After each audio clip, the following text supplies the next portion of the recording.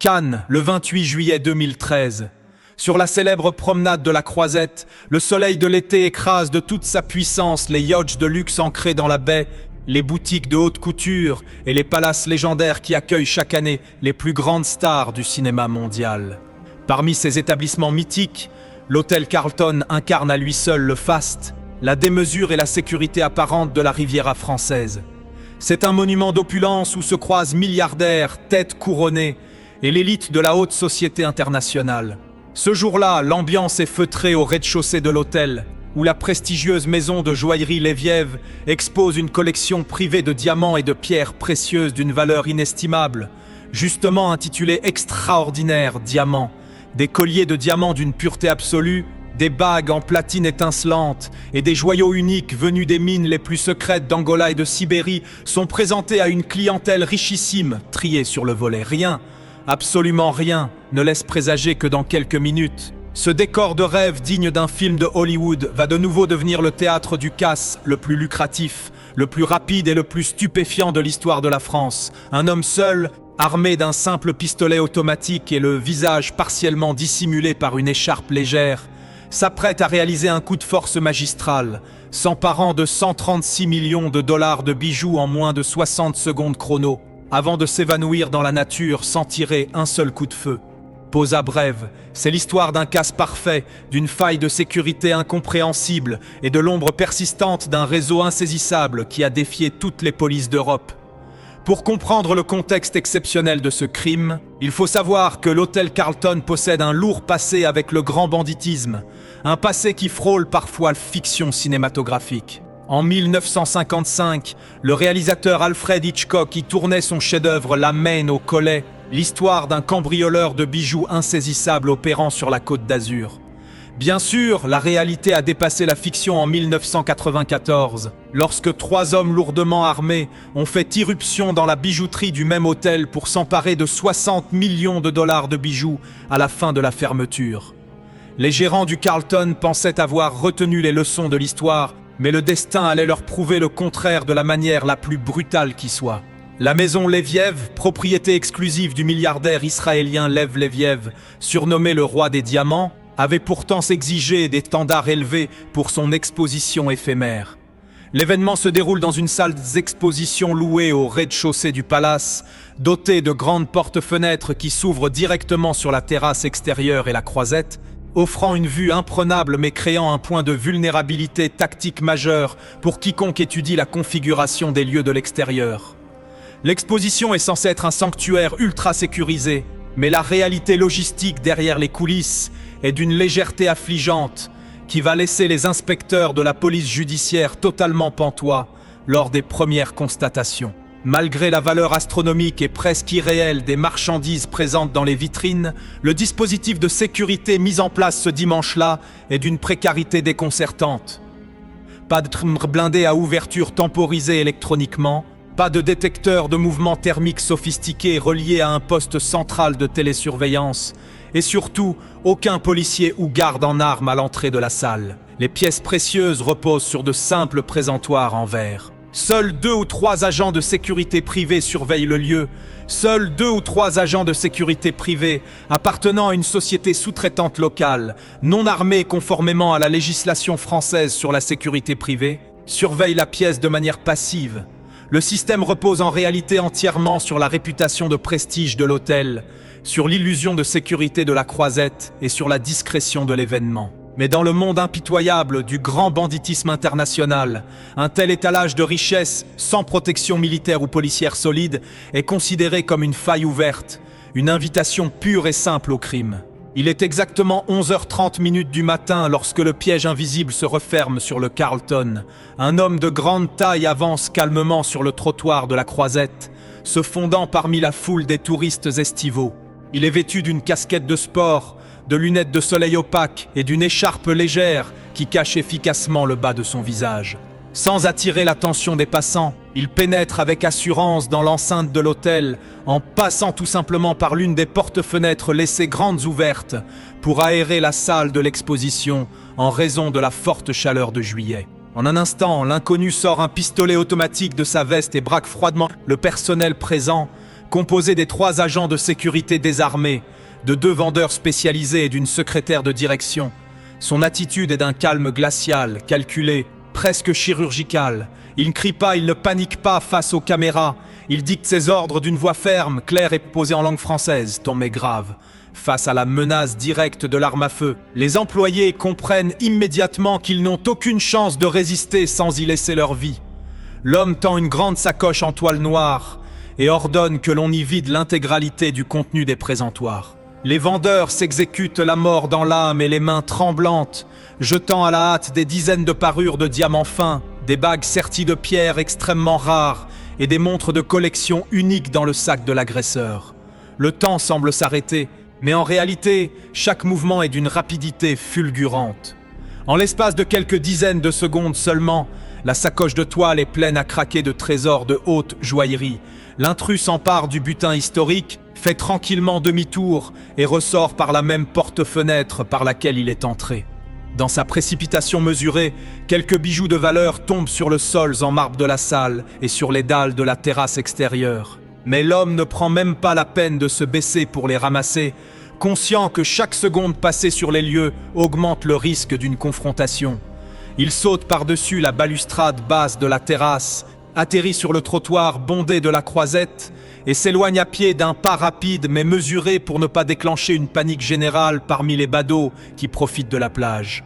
Quelques mètres plus loin, dans une ruelle adjacente et ombragée située à l'arrière du palace, l'enquête policière révélera plus tard qu'il a probablement utilisé une moto de grosse cylindrée ou un complice en voiture pour disparaître définitivement dans le trafic automobile très dense de la ville de Cannes en cette période de vacances. Lorsque l'alerte de sécurité est enfin donnée par le personnel de l'hôtel, encore sous le choc psychologique du braquage, le mystérieux voleur est déjà loin, totalement hors de portée des patrouilles de la police locale. Le plan d'urgence est déclenché par la préfecture, mais la configuration des voies d'accès à la ville et la proximité de l'autoroute permettent aux criminels de s'échapper vers l'arrière-pays.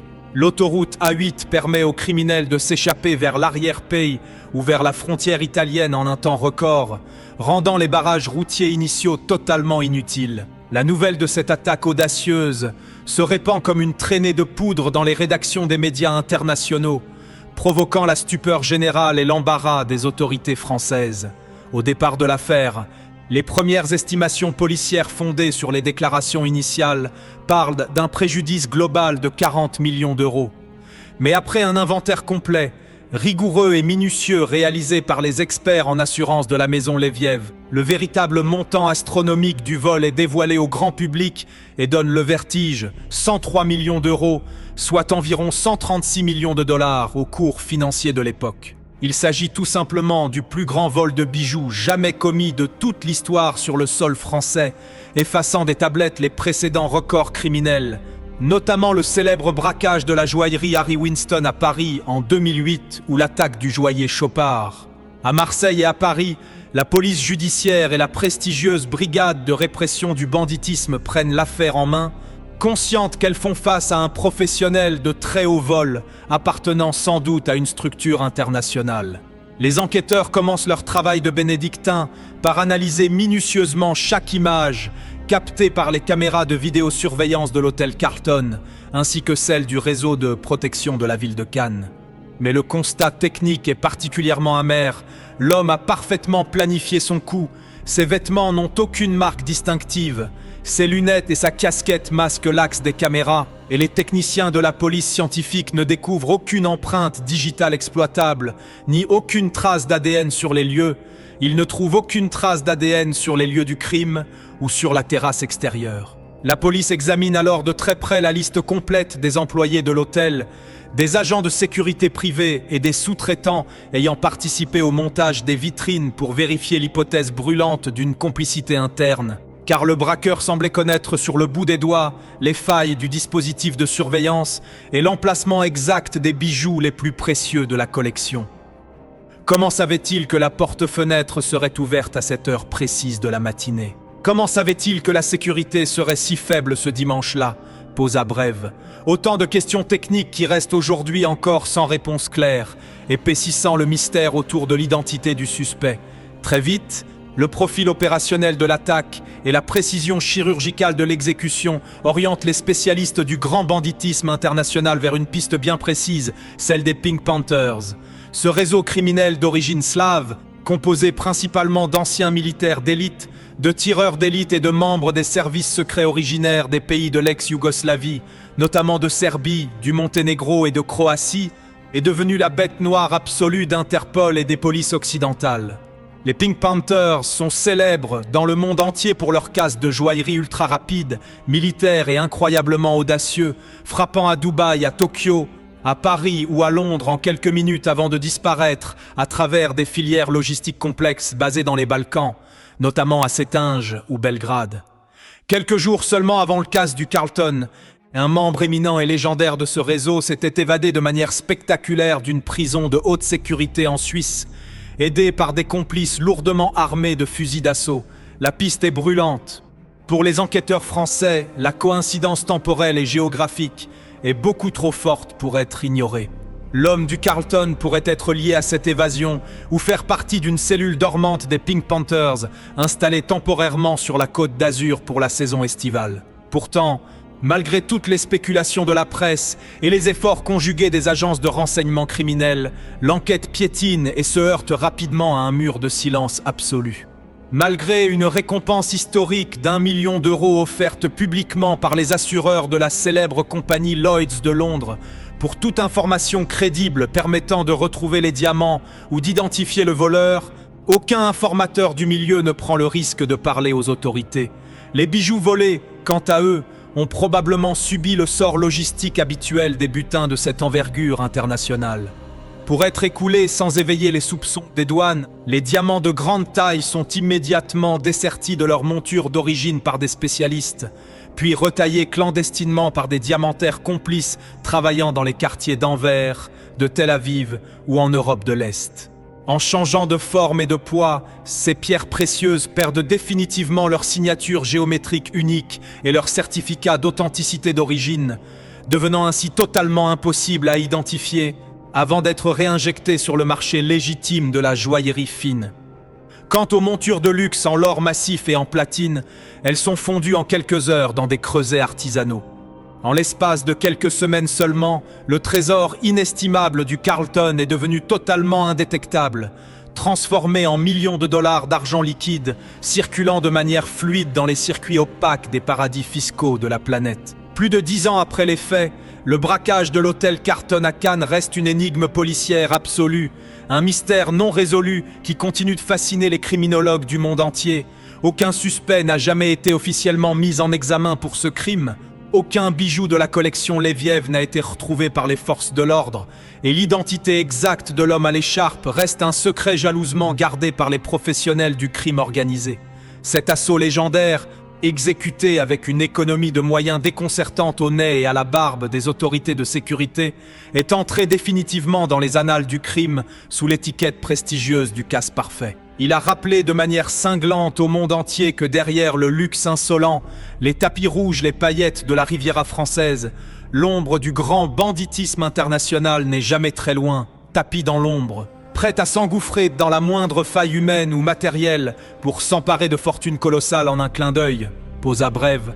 Face à l'audace absolue et à la planification froide, les systèmes de sécurité les plus prestigieux des palaces ne sont parfois que de simples illusions de verre prêtes à voler en éclats. Si cette plongée historique au cœur du plus grand casse de l'histoire de France vous a captivé, n'hésitez pas à vous abonner immédiatement à la chaîne Archives Criminelles, à activer la cloche de notification pour ne manquer aucun de nos prochains documentaires exclusifs, et à laisser un j'aime pour soutenir notre travail de recherche et d'investigation journalistique de longue haleine. Pensez-vous que ce coup audacieux a bénéficié d'une complicité interne au sein du palace, ou s'agit-il du coup de génie d'un opportuniste solitaire lié aux Pink Panthers? Dites-le nous en détail dans la section des commentaires ci-dessous. À très bientôt. Au-delà de la panique chez les assureurs, ce coup d'éclat provoque un véritable séisme au sein même du grand banditisme traditionnel français. La Côte d'Azur et le milieu marseillais sont historiquement des territoires très surveillés, où chaque activité criminelle d'envergure nécessite généralement l'aval, ou du moins la connaissance des parrains locaux. Qu'un homme seul, probablement originaire des Balkans, viennent opérer un braquage de 136 millions de dollars au nez et à la barbe des caïds de la région est perçu comme un affront suprême. Les parrains de la pègre locale se mettent alors à chercher activement l'identité de cet intrus, craignant que la pression policière massive qui s'abat sur Cannes n'asphyxie leur propre commerce clandestin de drogue et de jeux. Des réunions secrètes se tiennent dans l'arrière-pays niçois, mais le réseau des Pink Panthers est une structure fantôme, sans ancrage local, qui ne répond à aucun code du milieu traditionnel européen. L'organisation Slave utilise des planques éphémères achetés sous de fausses identités et des téléphones cryptés prépayés qui ne restent jamais activés plus de 48 heures. Ce choc des cultures criminelles paralyse les indicateurs habituels de la police judiciaire, car même les plus grandes figures du banditisme français sont totalement incapables de fournir le moindre nom aux enquêteurs, plongeant les brigades spécialisées dans une impasse technique totale et inédite foince qu'à ce mur de silence.